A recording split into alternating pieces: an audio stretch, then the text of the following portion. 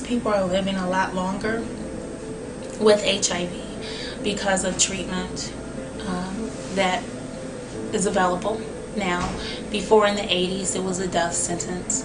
Now the virus can be managed. The long and short of it, we are an hour from Detroit.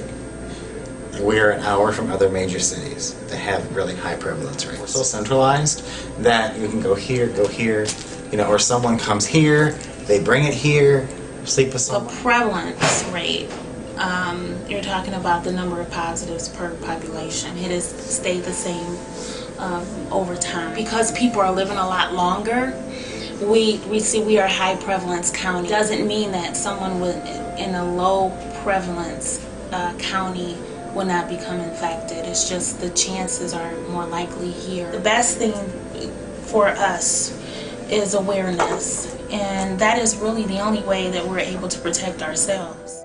I think of sex and blood, drugs and needles. Most people think of the gay community. Well, it's no secret that as far as HIV and AIDS is concerned, like it tends to hit African American populations a lot harder. At least the stats say that they do, than any other population. And like the homosexual population too. Urban environments, black people, gay people. If you're associated with that community, the LGBT community, that you're more likely to get HIV. You touch someone with HIV, you're gonna get it. There are a lot of stereotypes about the gay community. Men who have sex with men, whether or not people die from HIV or not. There's so just a lot of myths out there. It can't happen to me.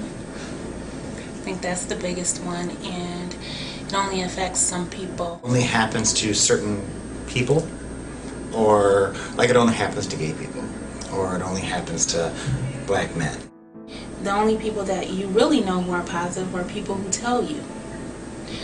Whereas in my line of work, I see the rich and the poor infected. I see the gay and the straight infected. I see the old and the young infected. And so I think because of your experiences and what you see, you're able to dispel myths. So it's always been kind of stereotypically a gay man's disease. So I do think the stigma can affect that, because it's not just a gay man's disease, it's an everybody disease. At least as far as African American stereotype is concerned, this stuff only the down low. I think it does more harm to the homosexual population than it does to the African American population, at least as far as reputation is concerned. First, with the LGBT community is that when those people in that community encounter other people that aren't in it and they have that stereotype, they automatically have something against them. And most of the time those people feel like if they have HIV or AIDS, then they're less of a person, which is also a common stereotype, which is false.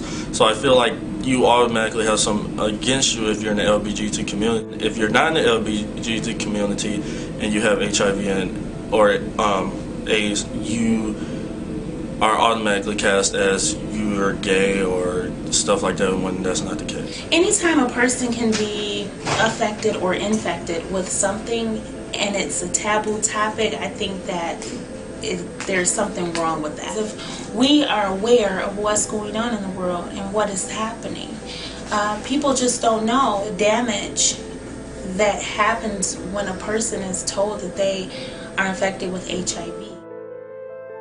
The way it's transmitted is through sex, and normally sex is a very taboo topic. Most people just don't have the facts, and they go by what they hear from other people who don't have the facts either. Basically, it's lack of knowledge, lack of knowing how you can contract HIV and how you cannot. Fear, there's still quite a big fear, and I think that has a lot to play in it. Being afraid to either ask questions or afraid to get tested, basically.